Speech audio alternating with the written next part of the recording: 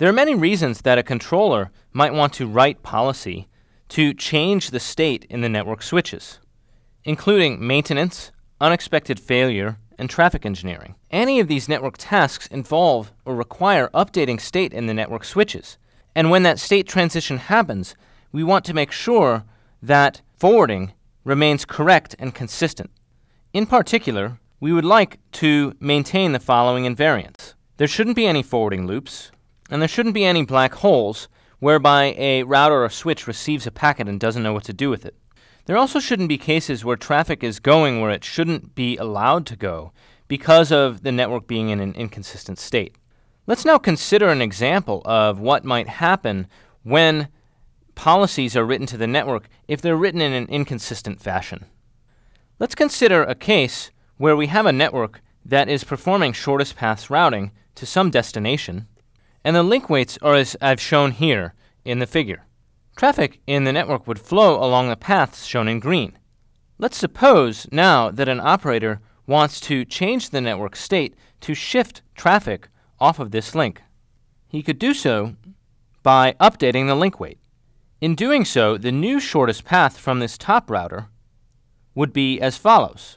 But what if the state in the top switch occurred before the state in the bottom switch could be updated? In this case, we would have a potential forwarding loop. Traffic would proceed to the bottom switch, but the bottom switch would still have the old network state and would continue to forward traffic to the top switch, resulting in a forwarding loop. If rules are installed along a path out of order, packets may reach a switch before the new rules do. So in this type of model, we would have to think about all possible packet and event orderings to ensure that consistent behavior resulted. So we need atomic updates of the entire configuration.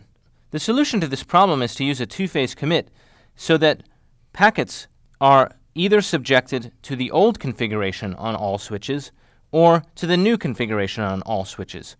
But packets aren't subjected to the new policy on some switches and the old policy on others.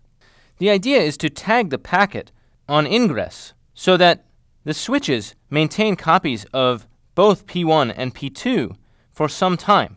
When all switches have received rules corresponding to the new policy, then incoming packets can be tagged with P2.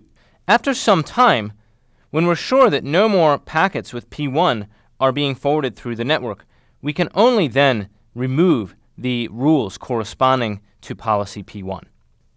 Now, the naive version of two-phase commit requires doing this on all switches at once, which essentially doubles the rule space requirements, since we have to store the rules for both P1 and P2. We can limit the scope of the two-phase commit by only applying this mechanism on switches that involve the affected portions of the traffic or the affected portions of the topology.